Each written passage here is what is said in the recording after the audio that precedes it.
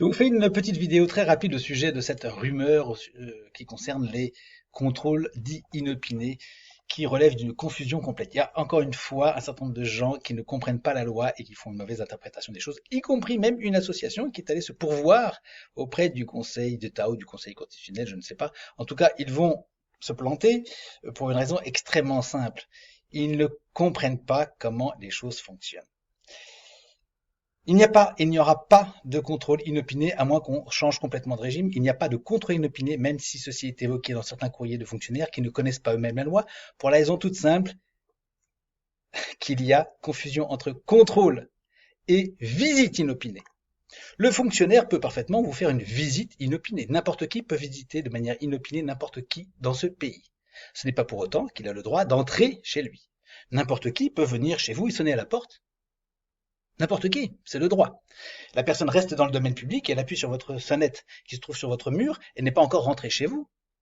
C'est le droit. Nous avons eu, nous, des tas de contrôles, enfin des tas, nous en avons plusieurs contrôles inopinés de la part de notre inspecteur d'académie qui est venu il y a quelques années, il passait, il était sur la route, et il vient nous voir, il sonne à la porte. Il dit, écoutez, je sais que j'ai un contrôle à faire chez vous, comme j'étais sur la route, je me suis dit, tiens, je vais en profiter pour faire le contrôle, ce sera fait, on se connaît, bon, je le fais, et puis comme ça, je peux rentrer chez moi, et je profite d'être de passage. Bon. Et on lui disait non, parce que là, franchement, c'est pas possible d'improviser le contrôle, il faut récupérer les enfants, les affaires, etc. Et puis on a trop de travail, donc vous reviendrez une autre fois, vous nous écrivez comme d'habitude, on met le préavis normal, et ça sera une autre fois. Et évidemment, il n'y avait aucun problème. Aucun problème. Qu'est-ce que vous voulez qu'ils disent, le fonctionnaire? Bon, bah, très bien, madame, monsieur, je repasserai. On fera, comme d'habitude, les choses normalement. Mais il est tout à fait loisible à n'importe quel individu, y compris un fonctionnaire, de vous rendre visite, de sonner à la porte. Ça ne veut pas dire que ça l'autorise à rentrer chez vous. C'est deux choses différentes. Le contrôle, on rentre chez vous avec votre autorisation. Alors, si vous voulez que le contrôle se fasse tout de suite, vous pouvez.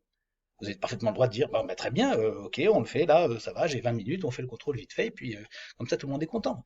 Et en ce cas-là, il s'agira d'un contrôle inopiné, effectivement, littéralement. Mais ça n'est pas un contrôle inopiné obtenu de droit par un nouveau décret ou par une nouvelle loi. C'est simplement une simple visite de plein droit qui s'est transformée en contrôle parce que vous y avez consenti. Rien de plus. C'est de droit aussi, si vous voulez, ce sont les libertés fondamentales.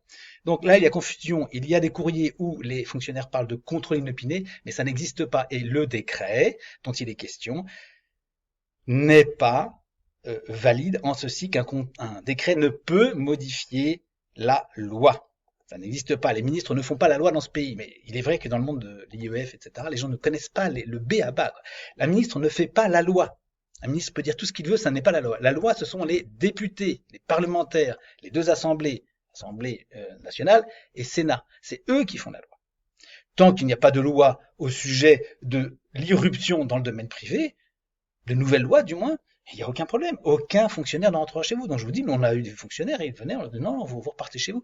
Tant qu'il n'y a pas une commission rogatoire, personne ne peut rentrer chez vous. Il ne pourrait s'agir que d'un groupe de policiers, éventuellement un huissier, etc., mais emmené par au moins un OPJ, agissant dans le cadre d'une commission rogatoire. Personne ne peut rentrer chez vous contre votre consentement. Donc, quelqu'un qui vient, vous dites oui ou non, c'est comme vous voulez. Si vous dites non, il n'y aura pas de problème. Il n'y aura pas de suite non plus. Les gens croient qu'il va y avoir à cause de ça. C'est marrant, parce que les gens ils se croient encore en 1900, je sais pas en quelle année, en 1942, avec la milice qui est rentrée chez vous, avec les chiens bergers allemands, et puis quoi encore? C'est du cinéma tout ça. C'est dans vos rêves, ça n'existe pas. Les fonctionnaires ne vont pas venir chez vous, ils connaissent le droit, ils vont pas débarquer chez vous, fracturer votre porte, parce que vous faites l'école à la maison et que vous avez refusé un contrôle. Je rappelle, j'ai déjà fait une vidéo donc je ne vais pas me répéter, par ailleurs que vous pouvez parfaitement refuser légitimement ou illégitimement un contrôle. C'est de droit, vous pouvez parfaitement le refuser. A fortiori la visite inopinée, vous la refusez dans tous les cas, il n'y aura aucune suite. Strictement aucune suite, puisque vous pouvez décemment, régulièrement, refuser une visite, quelle qu'elle soit, sans qu'il y ait aucune espèce de conséquence à attendre de cela. Quiconque voudrait vous poursuivre parce qu'il n'a pas obtenu d'entrer chez vous à l'improviste, vous pourriez le contre-attaquer, le poursuivre devant le tribunal et il perdrait. Donc personne ne le fera. Aucun fonctionnaire ne va vous attaquer pour ça. Donc il n'y aura aucune conséquence au refus d'une visite inopinée. Pour ce qui est des contrôles, je l'ai déjà expliqué, je le redis, vous pouvez parfaitement refuser des contrôles. La loi prévoit que ce n'est qu'à la suite de 2 refus consécutifs illégitimes qu'il y aura de la part du fonctionnaire un courrier dans les 15 jours, blablabla. Non pas des sanctions, contrairement à ce que vous pouvez penser, il n'y aura pas des sanctions, il y aura un courrier qui vous mettra en demeure d'eux. D'accord? Donc, Voilà, il faut bien faire le distinguo en droit. Vous savez, les choses sont quand même relativement claires, et quoique la situation en France soit très glissante en ce moment, et quoi qu'on ait des gouvernements qui sont dans une communication extrêmement agressive et qui tentent de faire croire que nous sommes pratiquement en 1942 sous occupation, euh, c'est essentiellement de l'intox. Et je ne crois pas qu'en fait que tout cela vienne réellement du gouvernement. Je pense que ça vient d'un certain nombre de fonctionnaires qui veulent faire croire, en fait. Ils font passer un droit antique de visite comme étant un nouveau droit des fonctionnaires qui serait en droit d'entrer chez vous pour faire un contrôle comme ça. Où est l'enfant? Montrez-moi, prouvez-moi que l'enfant est là et que les cahiers sont en ordre, etc. Bon, ça n'existe pas. Je vous rassure tout de suite, ça n'existe pas. Sur le fond de l'affaire, sur le droit de visite, les fonctionnaires peuvent très bien s'être dit, les hauts fonctionnaires en particulier, peuvent très bien s'être dit, dans le cas de certains contrôles, enfin dans le cas du contrôle régulier qui prévoit un préavis de 1 mois incompressible, à moins que vous acceptiez qu'il soit compressé, certains peuvent faire revenir des gens qui seraient ailleurs, dans des pays étrangers par exemple, juste pour le contrôle, pour faire croire qu'ils vivent ici. Donc ce que nous voulons, c'est pouvoir rendre visite à la famille, vérifier si la famille est bien présente. D'accord? Donc ça, c'est un droit de visite. On s'appuie sur le droit de visite ancestral et coutumier qui existe depuis la nuit des temps. Donc personne ne va s'y opposer. Aucun ministre va dire non, non, je vous interdis de rendre visite aux gens. On a parfaitement le droit d'aller voir si la famille est présente. Donc un fonctionnaire, un inspecteur, un recteur, un simple fonctionnaire de base, un instituteur peut très bien sonner à la porte et puis constater qu'il y a quelqu'un, qu'il y a personne dans la maison. D'accord? Donc à ce moment-là, si l'inspecteur fait une visite, 2 visites, 3 visites inopinées et voit que la maison est complètement vide, il peut peut-être se dire, ah, on a peut-être affaire à une famille qui en réalité n'est pas présente dans cette maison et ne vit pas en fait ici. Vous voyez, vous comprenez l'idée. Donc c'est ça qu'il y a derrière cette histoire de visite inopinée, c'est simplement dans les cas litigieux où des gens jouent au chat et à la souris avec l'autorité publique. Ce n'est pas le cas, à ma connaissance, des familles qui font l'école à la maison avec nous. Elles sont parfaitement régulières. Il y a des gens qui voyagent, mais ils ont parfaitement le droit. Il y a d'autres textes qui encadrent cela, et donc pas de difficulté. Donc fake news, aucun problème avec ces visites inopinées, c'est de droit, et vous pouvez de droit parfaitement les refuser sans aucune difficulté. Ah oui, encore un petit mot quand même, parce que je crois que ça vaut la peine, vu que là je suis un petit peu habillé en colonel sud-américain là. Donc supposez que je prenne le pouvoir, demain je serai donc le futur ministre de l'Éducation nationale. Et je dicterai un certain nombre de lois, et par exemple je considérerais que les visites inopinées sont possibles avec des béliers et des policiers qui accompagneraient, et puis je vais décider aussi que euh, l'enfant doit avoir un certain niveau. Voilà, je vais me baser sur le socle commun, et puis je vais dire que le socle commun, je vais rajouter des lignes dans le socle commun, et puis je vais dire, tiens, à partir de maintenant, tous les enfants qui ont 13 ans doivent connaître l'histoire de... De qui? L'histoire de John Hallyday. Johnny Hallyday, pardon. Johnny Hallyday. Je suis pas très fort. Si vous connaissez pas l'histoire de Johnny Hallyday par cœur, j'embastille toute la famille. Voilà, ça, donc je suis le nouveau ministre de l'Éducation nationale. Je vous préviens, c'est comme ça. Bon. Eh bien, quand bien même cela arriverait, cela serait nul et non avenu, puisqu'un ministre n'a aucun pouvoir de décision dans un pays. Un ministre est chargé de gouverner, ce qui littéralement veut dire faire en sorte que les décisions du peuple souverain, dont les représentants sont dans les chambres, soient appliquées conformément à cette volonté-là exprimée par les parlementaires. Donc le ministre, on lui amène des lois, on lui dit voilà monsieur le ministre, désormais les parlementaires ont voté que je sais pas moi, désormais sur les ronds-points on tournerait dans le sens inverse. Pourquoi pas? Bon.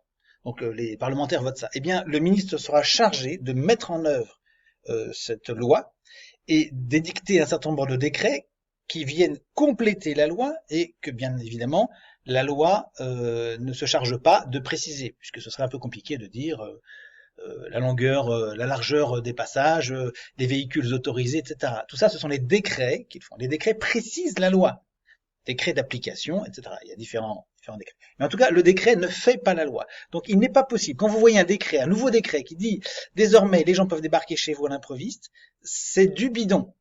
C'est de l'intox, ou c'est mal compris, c'est mal traduit, c'est mal lu, parce que vous savez très souvent aussi dans ce monde de l'IEF, il y a des gens qui vous disent oui c'est affreux, c'est abominable, on a lu telle ou telle chose. Mais si vous lisez les choses posément et littéralement, il n'y a pas de problème. Il n'y a en réalité pas de problème, il suffit de savoir lire et comprendre un petit peu le droit. Il est vrai. Mais Vous savez, il n'y a pas besoin d'être un juge en cassation pour arriver à lire les choses correctement. Dans les associations, il devrait normalement y avoir des gens qui connaissent un peu le droit et qui savent le lire. Apparemment, ce n'est pas le cas. Et j'en ai fait l'illustration avec la loi Blanquet, qui n'a pratiquement rien modifié. Tout le monde croit que la loi Blanquet a rendu les choses beaucoup plus sévères, beaucoup plus difficiles. Les contrôles sont contraignants. Mais il faut savoir lire. Allez voir la vidéo que j'ai faite à ce sujet, lisez, vous verrez que rien n'a changé, c'est de la com, c'est de la communication. On dit à une certaine population, rassurez-vous, je m'en occupe, je suis musclé, je suis le ministre, il y a une nouvelle loi que j'ai fait passer, alors la loi est bel et bien passée par le Parlement, dans cette loi, nous changeons radicalement les choses. Les choses n'ont pas changé radicalement, elles n'ont pas changé. La seule véritable nouveauté qu'il y a eu ces dernières années, c'est l'école à partir de 3 ans obligatoire, enfin l'école. L'instruction, puisqu'il n'y a pas d'obligation scolaire, comme vous le savez, l'instruction obligatoire à partir de 3 ans. C'est tout. Le reste, il n'y a pratiquement rien dessous. Et en particulier, je vais expliquer, quand il est dit que les inspecteurs ont le pouvoir de renvoyer les enfants à l'école, c'est faux, puisqu'aucun inspecteur de France n'a le pouvoir de renvoyer un enfant à l'école. Il ne peut que faire une recommandation auprès d'un juge. C'est le juge qui fera cette injonction et qui prendra cette décision, ce jugement, qui fera ce jugement. À ce moment-là, ça sera force de loi, si je puis dire, et l'enfant pourra être déplacé, s'il le faut, manu militari par la force publique, si on devait en arriver là. Mais enfin, c'est une injonction qui est commise aux parents et qui, en principe, s'y soumettent. Mais nous montrons comment éviter ça sans aucune difficulté. Donc, l'inspecteur n'a pas le pouvoir de mettre un enfant à l'école, quels que soient les termes de la loi Blanquet, et par conséquent, si on la lit, d'ailleurs la loi ne le dit pas, hein, vous n'avez qu'à regarder, ça n'est pas dit. Or, c'est interprété comme ça, non seulement dans le monde de l'IEF, mais aussi par un certain nombre de politiques ou de journalistes qui eux-mêmes n'ont aucune espèce de compétence dans le domaine. J'ai dit très rapidement, qu'est-ce que je viens de dire? Je viens d'évoquer cette histoire d'instruction, oui, d'instruction à partir de 3 ans. Je fais une parenthèse, mais vous l'avez déjà entendu. Petite parenthèse pour conclure. L'obligation scolaire est souvent citée sur des sites du gouvernement, y compris sur Légifrance, ce qui vous prouve que tout cela est fait par des gens qui ne savent pas la loi et ne savent pas la rédiger, ne savent pas la lire. La rédiger, c'est le législateur qui ne la rédige pas, mais au moins ils ne savent pas la lire, ne savent pas la comprendre, puisque l'obligation scolaire n'existe pas dans la loi et elle n'existe nulle part en droit. Il n'y a pas d'obligation scolaire, contrairement à ce que disent toutes les académies et écrivent toutes les académies. Toutes les académies écrivent ça, la première lettre que vous recevez, conformément, blablabla, obligation scolaire. Il n'y a pas d'obligation scolaire en France. Pas plus qu'il n'y en a en Belgique. Il n'y a pas d'obligation scolaire. Il n'y a que l'obligation d'instruire un enfant. J'ai déjà suffisamment expliqué que l'enfant lui-même n'était même pas obligé d'être instruit. Il a le droit d'être un cancre. C'est un droit absolu. On ne jette pas les gens en prison parce qu'ils sont cancres. Je l'ai déjà dit. Donc, vous voyez bien que vous avez clairement des textes officiels, Code de l'éducation, par exemple, ou certains décrets qui comportent des énormités qui ne sont pas conformes à la loi. Donc, arrêtez de trembler comme des feuilles. Sachez vous défendre, sachez communiquer, sachez étudier, sachez regarder les choses, parler les uns avec les autres, et avant de vous affoler et de vous dire que ça y est, c'est l'occupation et que les camions bâchés sont en bas de la rue pour vous emmener dans un camp, avant d'en arriver à cet affolement général, mesurez les choses et vous verrez qu'en réalité, peu de choses ont changé. Alors, il y a quand même des gens qui vont me dire, oui, mais quand même, les policiers, ils rentrent bien, là, les gilets jaunes, il y a quand même des gens qui se sont fait dévaliser. C'était déjà le cas avec la manif pour tous. Il y a des gens qui ont été placés en garde à vue de manière abusive et leur appartement visité. Je me souviens d'un gars qui avait même été torturé par les policiers. Et son appartement entièrement vidé. Les policiers ont ouvert les robinets d'eau avant de partir pour lui foutre une inondation et avec des dégâts qui coûteraient très cher. Et évidemment avec des dégâts chez les voisins du dessous, etc. Bon, donc ils ont fait un saccage de l'appartement, etc. Bon, ça c'est la police politique. Alors police politique, c'est vrai que c'est très compliqué déjà, il faut essayer de ne pas se mettre entre leurs pattes. Il faut être un peu prévoyant quand on a des actions politiques comme ça. Il faut faire attention parce que si vous êtes gilet jaune et si vous êtes des activistes comme ça, ou à l'avenir, s'il y a des nouveaux mouvements où les gens se battent et vont se frotter aux flics, qu'ils prennent quand même la précaution de rendre leur appartement inaccessible ou de mettre leurs biens à l'abri, parce que la police politique, si vous voulez, malheureusement, c'est en dehors du droit, évidemment, c'est totalement en dehors du droit. Bon, les académies n'en sont pas encore rendues là, pour l'instant en tout cas, mais il faut ensuite poursuivre l'État aux plus hautes juridictions, puisque c'est pas le tribunal de première instance qui va vous donner raison, ça c'est évident, vous serez débouté, donc vous devez faire appel et aller très très loin. C'est vraiment autre chose parce qu'on est dans le cadre de de flics qui vont vous dire, on est dans le cadre de la loi, pratiquement de la loi martiale, le couvre-feu qui est actuellement en France. C'est sécurité d'État, c'est un activiste extrêmement dangereux. Il avait un t-shirt de la Manif pour tous. Vous vous rendez compte, ce sont des terroristes. Il faut absolument les jeter en prison. Bon. Avec le temps, il y a des réparations qui sont faites et puis ça prend du temps et on a beaucoup souffert en attendant et c'est scandaleux et c'est honteux et il faut pas se laisser faire. Je crois qu'il faut se battre contre cette glissade. Mais distinguez bien, nous avons affaire ici à des dérapages dictatoriaux de la part d'un État qui est en pleine déshérence, qui n'a plus d'argent, qui n'a plus de contrôle de rien et qui perd les boulons. Ça se voit très très bien depuis Hollande. C'était déjà pas mal le cas auparavant. Donc c'est des glissades de policiers qui sont extrêmement nerveux, qu'on met sous pression, qui sont mal payés, à qui on promet des primes s'ils font des mauvais coups, etc. Tout ce que vous voyez, c'est les symptômes de la décadence, mais c'est pas pour autant que ça leur donne le droit de le faire. Et c'est pas parce que vous assistez à des malversations de la part des fonctionnaires que le droit est installé. Et jusqu'à preuve du contraire, les inspecteurs d'académie ne sont pas de cette sorte de gens en principe, ce sont plutôt des gens qui sont très prudents sur leur carrière, ils vont pas arriver chez vous et donner un coup de pied dans la porte, ils vont pas vous forcer à subir un contrôle inopiné. Si ça arrivait, ils prendraient le risque d'être poursuivis devant le tribunal administratif avec demande forte de dommages-intérêts. Et moi, j'invite, si jamais ça arrivait, si vous avez un inspecteur, mais je pense que ça n'arrivera pas, je suis absolument convaincu que ça n'arrivera pas, mais s'il y avait peut-être dans 10 ans, dans 15 ans, avec la chute de l'éducation générale, tout est possible. Aujourd'hui, on a des fonctionnaires qui sont totalement ignares, c'est vrai. Mais si ça arrivait, poursuite, évidemment. Donc vous faites constater, évidemment, l'inspecteur rentre de force chez vous, vous le retenez, manu militari, ça c'est le droit, vous fermez la porte, vous l'empêchez de sortir, vous faites venir les gendarmes, vous portez plainte pour violation de domicile, évidemment, et là vous demandez des gros dommages-intérêts, et il sera condamné. À moins, évidemment, qu'on soit complètement passé en dictature. Mais alors, si vraiment on est passé complètement en dictature et que c'est vous qui vous retrouvez avec des problèmes, etc., ben dans ce cas-là, franchement, pourquoi vous affoler? Pourquoi vous affoler? Si à ce moment-là, vous êtes dans une situation de dictature, vous n'avez plus à trembler de rien, puisque dès lors, tout le système est hors la loi, vous êtes habilité à lui résister, et il y a tout refusé en bloc. Puisque moralement, la Constitution et tous les textes fondateurs vous font droit et même devoir de lutter contre la tyrannie et les dictatures. Donc à ce moment-là, vous refusez visite inopinée, contrôle et tout le reste. Il n'y a même plus de contrôle à ce moment-là. Dans une dictature, il n'y aura plus besoin de contrôle académique, c'est fini. Vous direz, non mais attendez monsieur, on est en dictature, d'accord? Donc actuellement, vous m'envoyez les gendarmes, vous venez avec des soldats, mais moi je refuse le contrôle. Sous la contrainte des fusils, je le ferai, d'accord, mais sinon je le fais pas. Voilà, c'est tout, vous ferez de la résistance passive, comme font tous les gens qui vivent dans des pays dictatoriaux. Du moins ceux qui encouragent à le faire. Nous, c'est ce qu'on fera. On considérera d'emblée que, bon, je veux dire que, honnêtement, s'il faut analyser la situation, on est déjà en dictature parce qu'il y a un certain nombre de paramètres qui sont réunis, qui sont caractéristiques de ce qu'on appelle les dictatures dans le monde universitaire, dans le monde du droit. Bon, donc effectivement, les critères sont déjà réunis. Bon. Mais si on allait plus loin, si vous voulez, et si effectivement on allait vers ce genre de choses, alors nous dirions très simplement aux fonctionnaires, votre contrôle, je le refuse, n'essayez pas d'approcher la porte, c'est dangereux, vous rentrerez mais vous ressortirez peut-être pas vivant, parce que là on est en situation où on n'est plus du tout on n'est plus du tout dans la même situation, ça n'est plus du droit courant, on est dans un droit qui est un droit de force, donc dans la dictature, dans la tyrannie, donc on va lutter. On va lutter les uns face aux autres. Ou alors on va fuir. Bon, alors chacun prendra ses dispositions et fera ce qu'il aura à faire. Mais voilà, donc pas de confusion. N'ayez pas cette espèce de vision de dictature d'une situation qui n'en est pas encore une, en tout cas pour ce qui relève des contrôles et des visites inopinées.